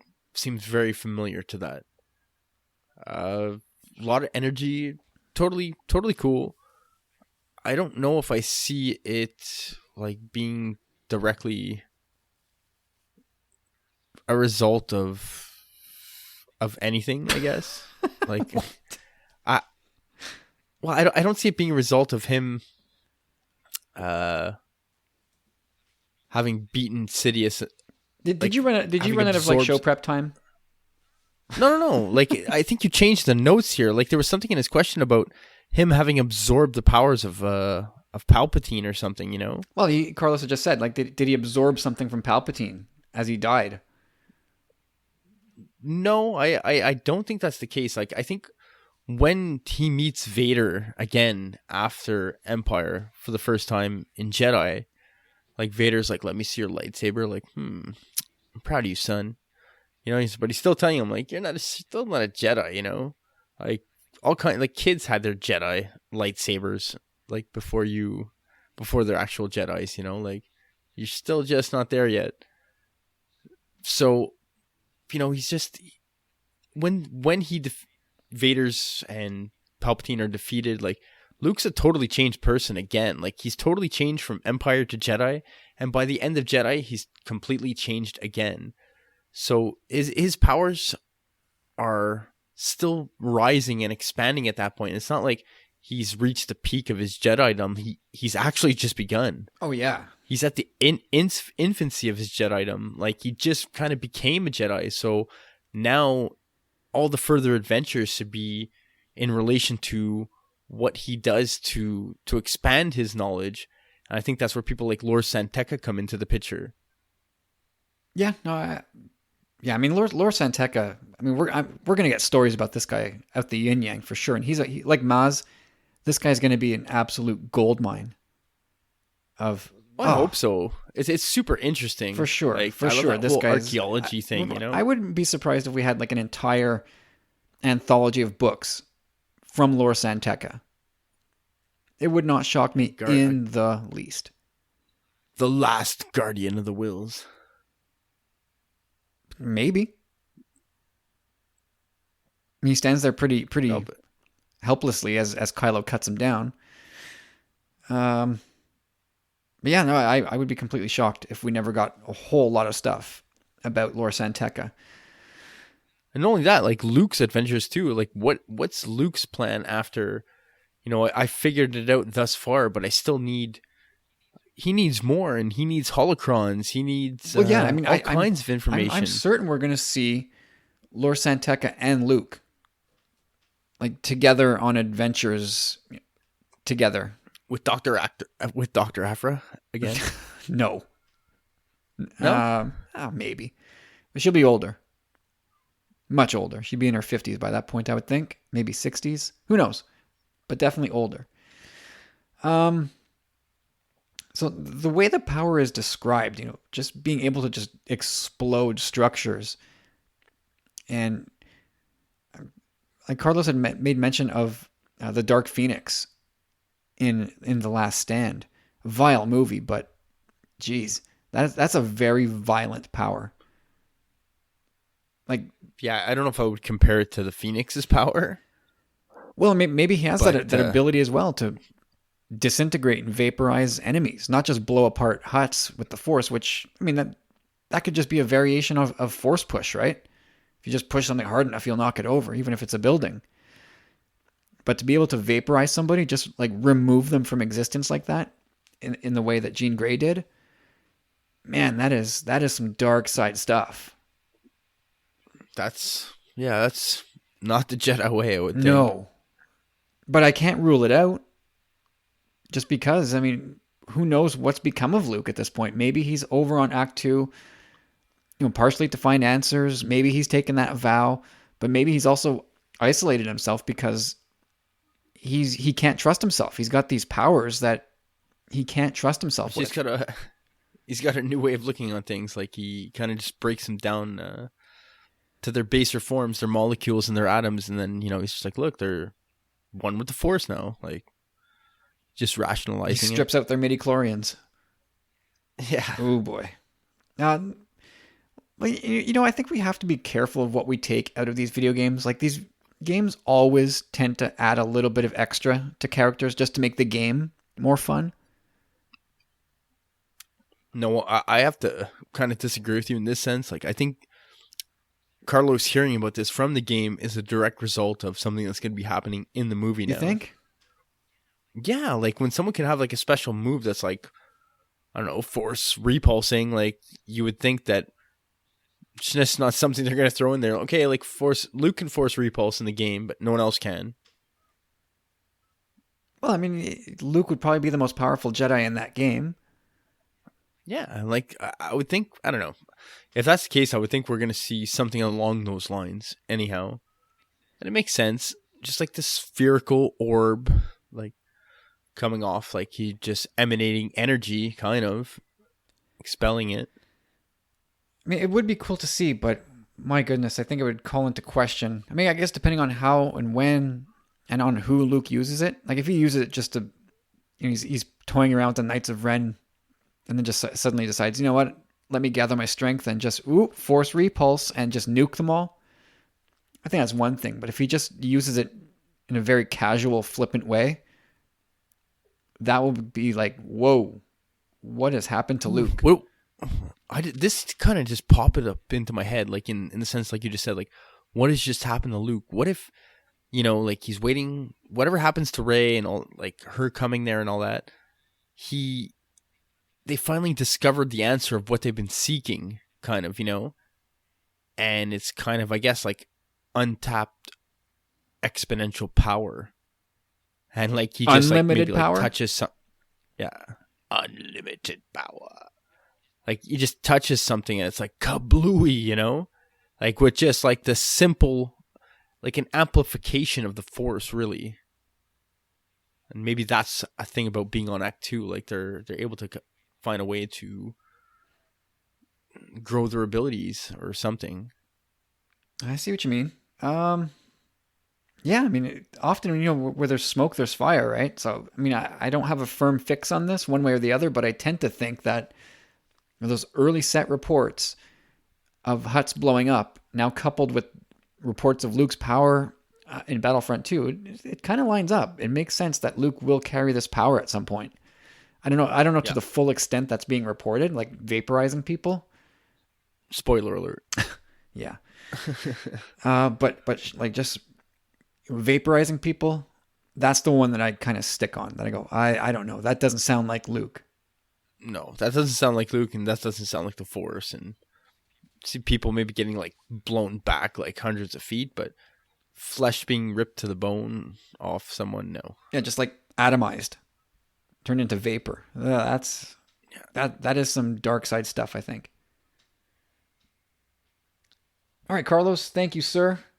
We'll do that smoke meat get together real soon. One of these days. That hasn't happened. We haven't done that yet. Yeah, we haven't busted Kyle's balls hard enough yet. Come on, give me a break here. All right, so moving on to Jedi Fish, Mr. Jeffrey, who's got a question for us this week. He says, okay, if you were president of Lucasfilm, would you have fired Lord and Miller? If yes, who would you have hired to replace them? Have at it, Corey. Oh, boy. Yeah, I have to say that, I have to trust in Lucasfilm and their decisions, and Kathleen Kennedy. I think they made the right decision from everything we've heard thus far. This is PR. Who knows if we're getting the spin? James was kind of skeptical in this regard. Like, we're hearing what they want us to hear. Regardless, from what we heard, things were going wrong. Now, granted, if it was Lord and Miller's script, if they presented their own script to them and said, this is what we want to do with Star Wars. Well, it wasn't their script. They were just taking the script and going, yeah, this is not so much what we're going to do. We're going to use it more as a guideline as opposed to the roadmap. I don't think that's what they sold to them in their thing. They were probably looked at the script like, yeah, we'll be pretty true to this, but we're going to put our touch on it, Like, I don't think they started to get too far off base. Well, I don't think there was a script. Get behind schedule. I'm not sure that there was a script when they had those initial meetings. I think maybe there was. Someone may correct me if I'm wrong, but I think... Yeah, Kaz didn't, no? Well, yeah, but I mean, these guys were hired on in like 2014. I don't think the script was fully done. Well, either way, it wasn't their script. It wasn't their story. I'm pretty sure in these boardroom meetings, there were some clear things laid out. And, it just doesn't seem like Lord and Miller were on board with the long-term goals of what Lucasfilm had in mind. It really seems that they were kind of changing things as it went along. That's all I think. Well, not even that. Like, I think they were being a bit of Sith disturbers in a way. Like, there was an early tweet that went back in May or April where, I don't know if it was Lord or Miller, they were kind of just like, they tweeted something like, oh, well, there's no fun in agreeing. What's the fun in being reasonable or something? Yeah, no, that's a bit of a douchey tweet, in my opinion. What's the fun in being reasonable? Well, when people aren't reasonable with me at my job, I start to get frustrated. Yeah, but we don't know the context of how that... No, you're right. But it looks like it was in direct relation to that time. Oh, I'm sure it no doubt was. But again, I have to just touch back to the beginning. They know what they're doing. There was a problem. They called the problem. Lord and Miller weren't willing to cooperate. Good for them. Their artistic integrity. I get all that. But, yeah, man, like they just had different visions, and sadly they didn't align. And I would have probably done the same thing. That's what you got to do when you have something in mind, what you've sold to the people giving you money to make this film. And again, Kasdan's script, which you heard was absolutely incredible. It seemed like they were deviating too far from that and just taking it upon themselves to do a lot of things. Again, spending a lot of money, not being on schedule.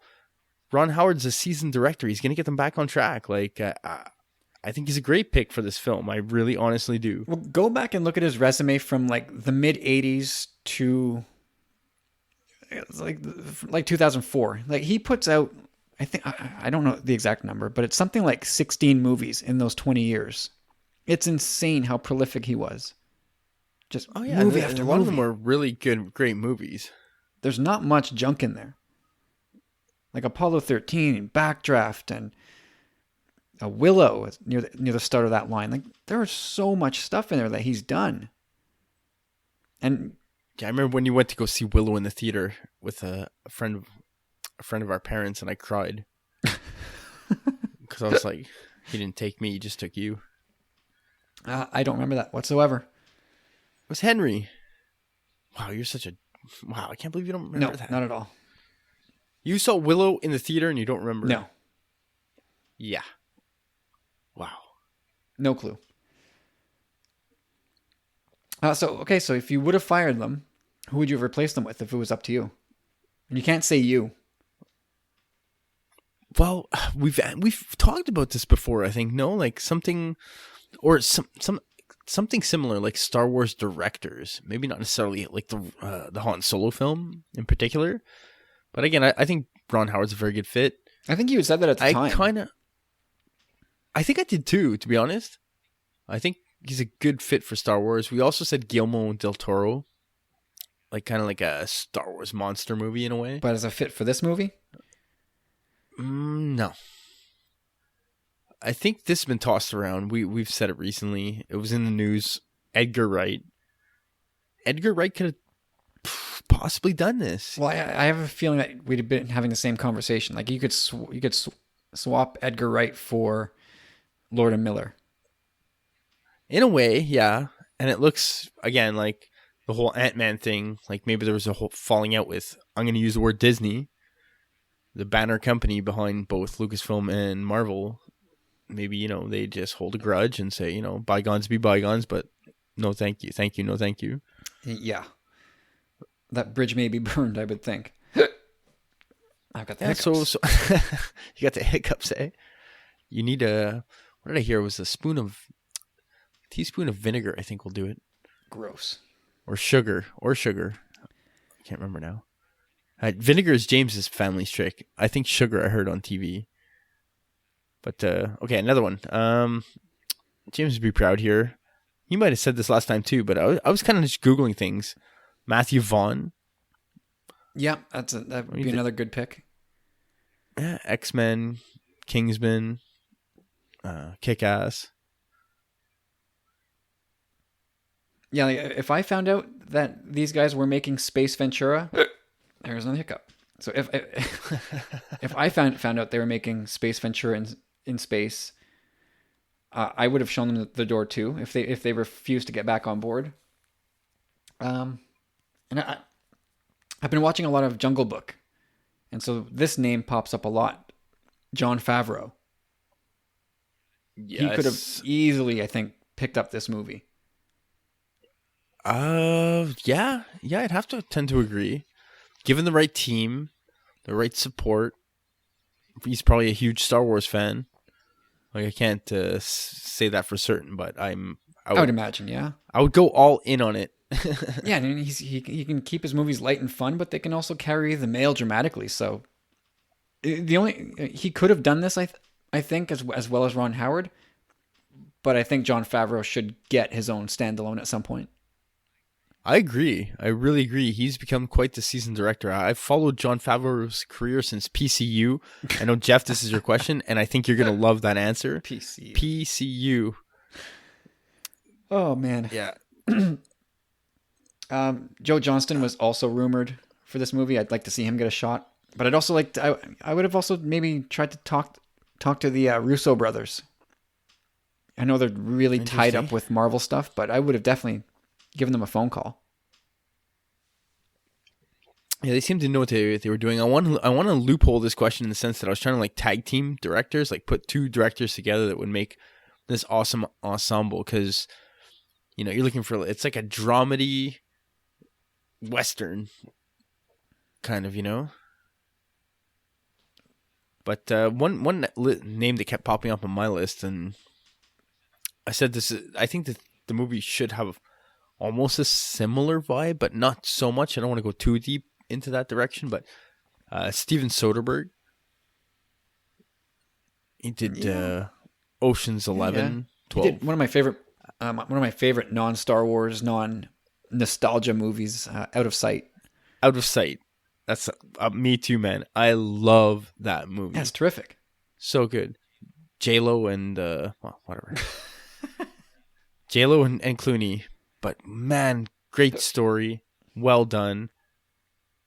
Love that movie. No, terrific. Just again, like fun, like you got the tension, you got the story, like it flows. There's a lot of action. Don Cheadle too. Yeah, you're right.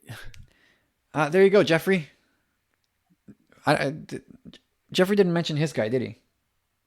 Jeffrey, I want to hear who. If you would have fired Lord and Miller, who would you have replaced them with? And thank you, sir. And moving down to the land down under, Matt Keegan's in with a question this week, and he also had the guys at TSW answer the very same question. So, Oh man, I haven't listened to their show yet this week. another good one.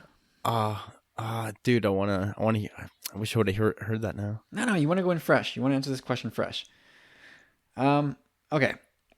So Matt asks, based on their personality and not who they fanboy over, you must cast your co-hosts in any Star Wars movie as a character. Someone already canon.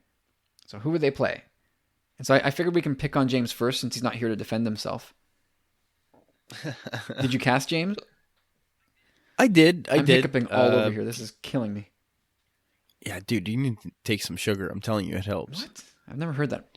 Yeah, sugar. I'm telling you, just a little like half teaspoon of sugar or like quarter teaspoon something.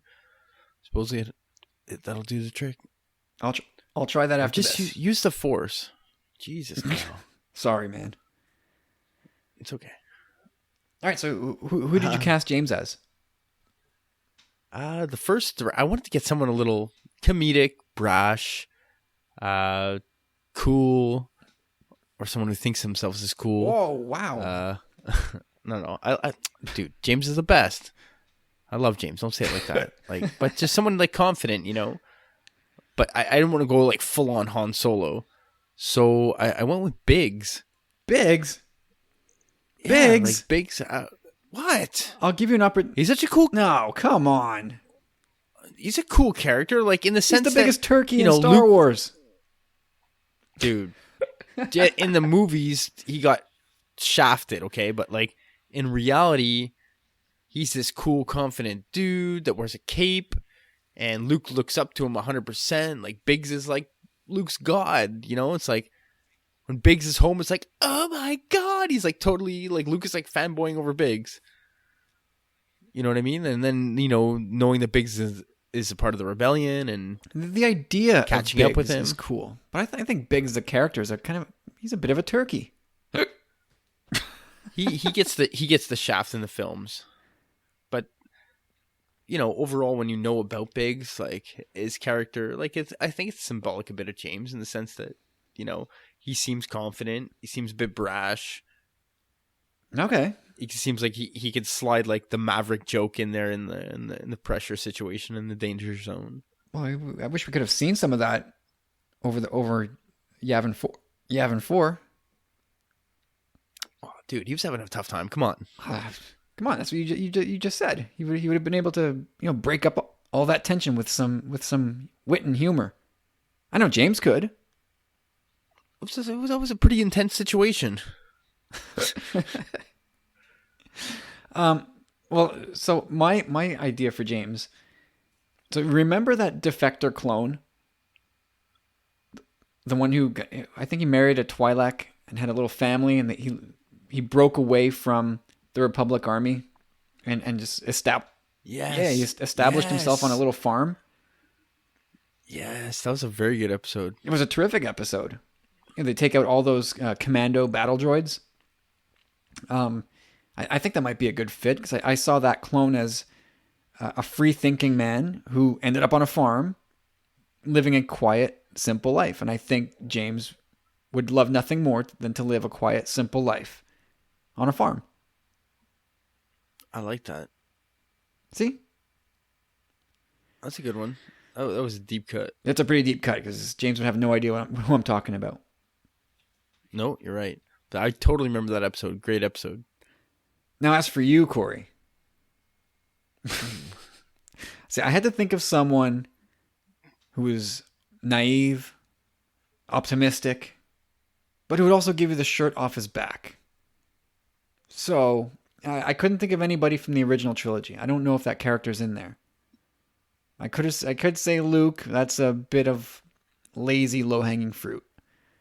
So I kind of look ahead, and I go, hey, that's Finn.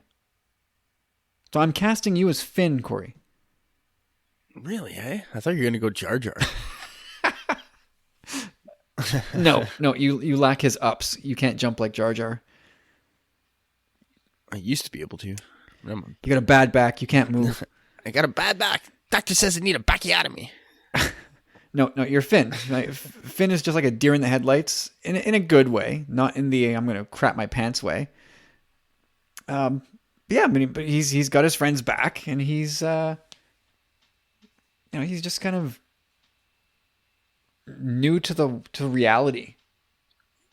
He broke free of his little stormtrooper programming, but then like everything was brand new to him. So there you go. That's who I cast you as. I like that, man. So tell me how much Tarkin I am, and then we can move on. Okay. Well, first of all, I want to say between Tarkin, Thrawn, and Krennic, it's a really hard decision. For Christ's sake! But you also got a bit of Darth Maul and Grand Inquisitor thrown in there too. You know, yeah, Grand Inquisitor's got the good quips. Like he's pretty. No, I'm joking. I'm just saying a mix of all those guys, kind of in a way. True, like the Order and all that stuff. But I could throw Uncle Ben in there a bit too.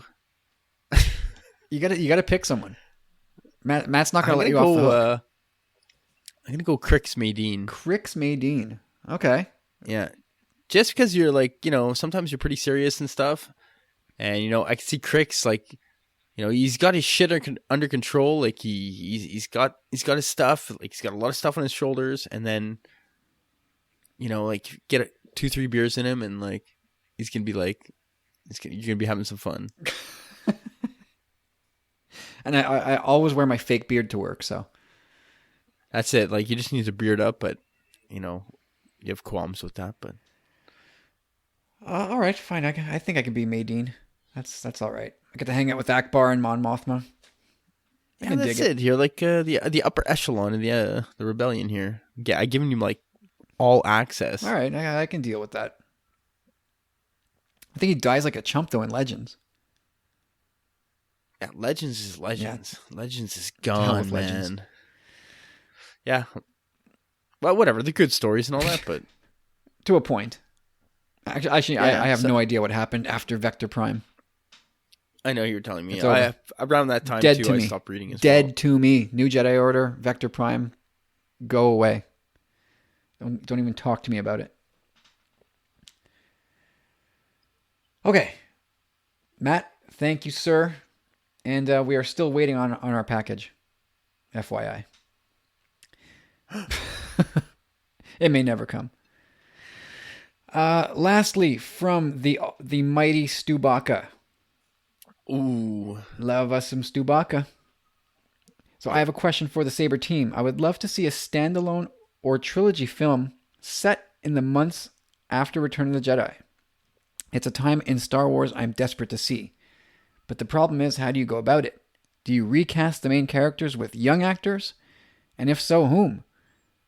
Or do they go in a different direction with a new cast? Can't wait to hear your views. As always, you guys are great. And Stubaka, you're pretty great too, sir. Thank you very much for the question. So, Corey, we have Shattered Empire and we have the Aftermath books, but there's still so much time. And frankly, those books really didn't get too deep into the stories of Luke, Han, and Leia.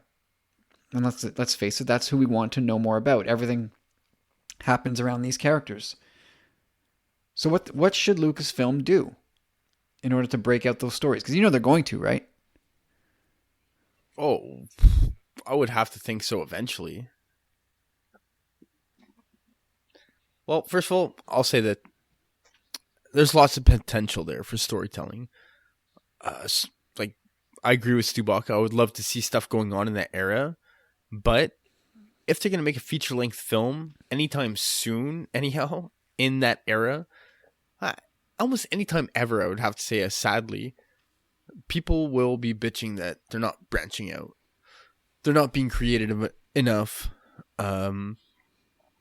Yeah, like, it's too close to home at this point still. Like, I could see it happening in an animated series.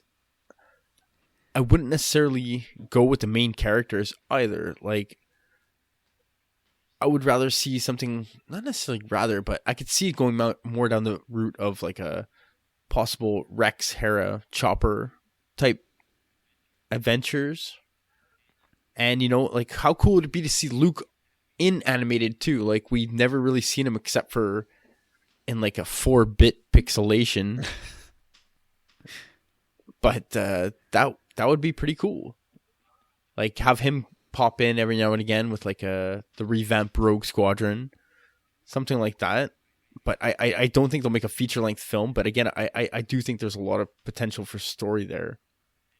And it's going to be, I would see it more being not only suited for, but realistically in expanded novels, comics, and television. Yeah, I mean, I don't know that they're ever gonna put that era to film. Recasting Han, Luke, and Leia for a story, I think that's tough. I mean, what do you do in that time period too? You got the whole Rogue 2 scenario with the Bothans, right? Well, he's talking about post Jedi, right? Yeah, but I mean, do you neglect all those Bothans? They're dead. Yeah. Yeah, They sacrificed a great many. Bothans died. they're all dead. We move on. Forget the Bothans. No, you're right. I agree. But something I just want to make a reference to. I've said it before in another episode. I don't know if you remember this, Kyle, but back when The Matrix came out, it was a whole big production, right? Like, they filmed back to back with the last 2 movies. They did something called the Animatrix, and they also had the video game coming out. Now, the video game was based on Jada Pinkett Smith's character and her crew. Now, I like that kind of story in the sense that picture like maybe like Hera and the Ghost crew, they're absent from the Battle of Endor, but you know what happens in this Matrix thing is if their crew doesn't succeed in their mission, then whatever Neo and his crew is doing will not succeed. You know what I mean? Right. Like, one's dependent on the other. Just kind of like in Rogue One, where it was like a chain. Yeah. On each character, you know? I see what you mean. Absolutely. And that is one way to explore that period, is to give Hera another crew, or keep the crew that she has somehow.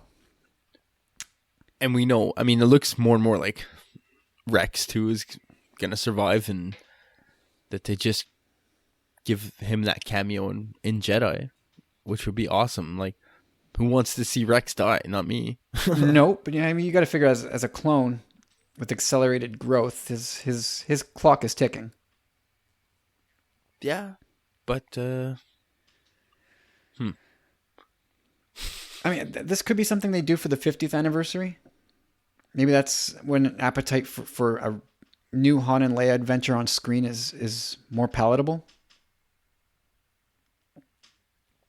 Otherwise, you know, we have a Luke book coming, which may cover some ground here. But also, I'll make a suggestion and bring back a lost form of storytelling. What about the audio drama? Oh, those are cool. I think, but you can't count like this. There's too much going on now. Like, it's hitting you on all fronts, and people can't expect to be consuming all that unless they want it. You know. well, I mean, Star Wars are anything if insatiable, if not insatiable. True. But you know, it's a lot to ask of a regular Star Wars fan, or just any Star Wars fan, to consume all that stuff. You know. Oh, but I mean, it's inevitable that we're going to see it. I just don't know how. I really don't. Yeah, and I don't know if it'll have to do with the main crew either, or I would almost like to see the expanded rebellion more, you know, like veer away from the main three. Like, granted, I still want to see some stuff with them too. Is there enough fodder for a movie? Probably yes. Will they do it? In my opinion, no. And personally, I don't think they should do a movie in that time frame. But yes, I want them to flesh out some of these awesome stories in all kinds of capacities. You know. Yeah, well, I mean, the Empire's scrap. First Order's not yet a thing, so who's going to be the big bad? The origin of where House Snow comes into the game. Luke getting his, you know, force repulse. True. All right, Stubaka, there you go, sir. I hope that answers your question. It's a tough one. That is a tough one. As much as we all would love to see that story just beaten to death and just give us every last detail of those 30 some odd years, I don't know how they do it. I mean, like I said, there's no bad guy unless it's the intro of Snoke, like Corey suggested. I don't know. Yeah, you'd have to have, like, there's a lot going on there, but like, but you know what? I am convinced that audio drama is one way to look at it. Star Wars used to be all about the audio drama, like the old ones from the 70s or 80s. They're so cool. I mean, they're great pieces of Star Wars history, and I'd like to see them bring that back. I don't know if it's a bankable idea. It seems like in 2017 or 2020, whenever they would get around to even thinking about that, they look around at the audio landscape and say, we can't make money from that, can we? Not the type of money they'd want anyway. I know we want to cut it short here too, but just in regards to his question about the actors as well, is I can't really see them recasting. Like, if they're gonna do it anytime soon, anyhow, like, you'd have to think that they're gonna use Alden Ehrenreich anyhow for Han. Yes, yeah, they would have to, and that's why, you know, if they wait until the 50th anniversary, Alden Ehrenreich will have aged a lot closer to where Han Solo would be at that point, which makes sense.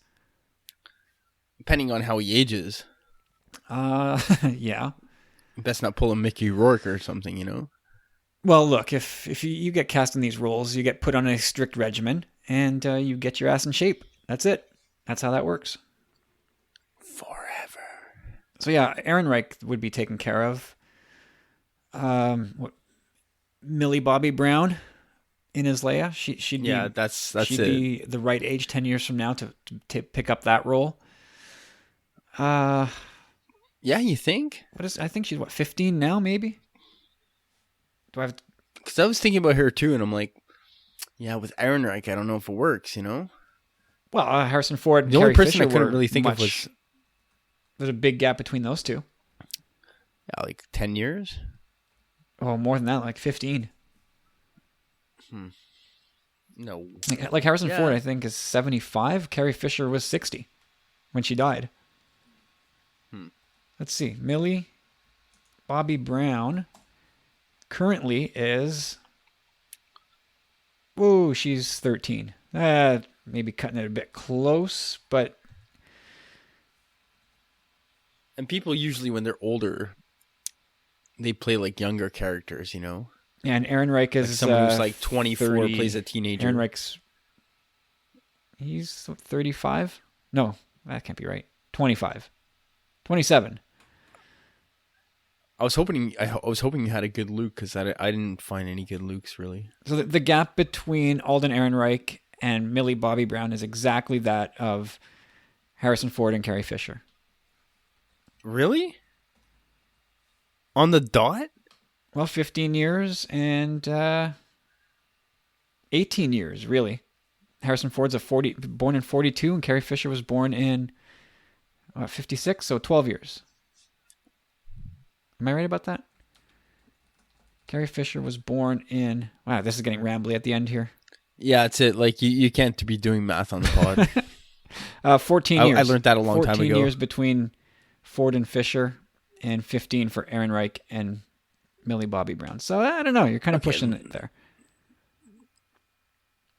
kind of pushing it. And Luke, who knows? I don't know how you even begin to deal with that.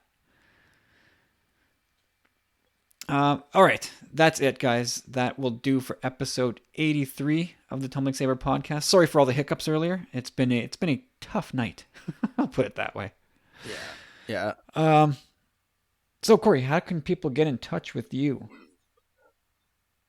All right, I'm gonna tell you right now. It's gonna be at Chop Rules with a Z. Awesome. I am at Tumbling Saber on Twitter, Instagram, and Facebook. And James can be found at Tommy Bombadil1 on Twitter. And again, thank you. I miss you, James. James was missed tonight for sure. He would have had some good answers to these questions. Big, huge thanks to Ads, Bradley, Carlos, Jeffrey, and Matt Keegan, and the mighty Stu Baca. Thank you, one and all. Don't be strangers. This has been awesome. I had so much fun prepping for this show. Yeah, lots of actually extra work. Like the listener questions are much harder to prepare for than the actual show notes. You know, the show notes are in the news, but the actual listener questions actually require an amount of creativity, and they're not as easy or as short of answers to think of as you may think sometimes. No, but we love the homework just the same. So keep them coming. Yeah, love it. Of course. Love it. And again, one last time, thank you, Bradley, for the review on iTunes. And if anybody else wants to head over to iTunes and leave us a review, that would be greatly appreciated and very, very helpful. And we'll mention the Star Wars Commonwealth podcast network that we're a part of. Everybody, like I was off for a few days last week, and counterintuitively, you would think that the more time I have off, the more time I have to listen to podcasts, but that is not the case. It is actually the inverse. So when I got back to work late last week and into today being Monday, the 10th? You're supposed to know these things, Corey. Well, yeah, now we're the 11th, actually. Oh, we have crossed over to the 11th. Oh, my God. Yeah, I've hit it hard, and I've hit like 3 episodes of the Nerd Room, a couple Skyhoppers, San Diego Sabres I've heard, TSW, of course, Generation X-Wing, and their Mike Myers Canada Day episode was outstanding. Just so much good stuff going on at the Commonwealth. You owe it to yourselves to brighten your days and your week with some of the great content going on there. And that's it. Thank you, everybody, for listening, and we'll be back later this week with Journals of the Willing.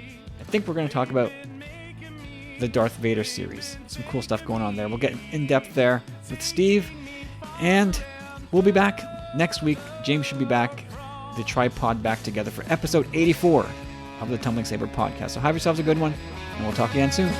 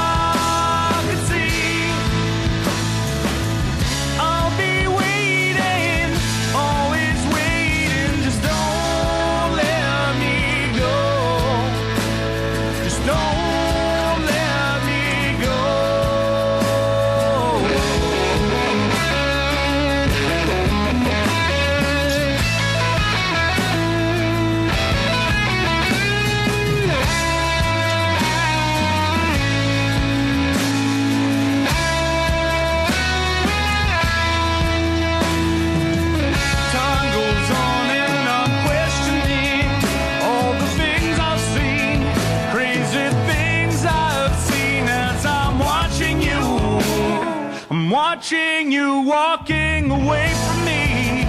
Were you watching me?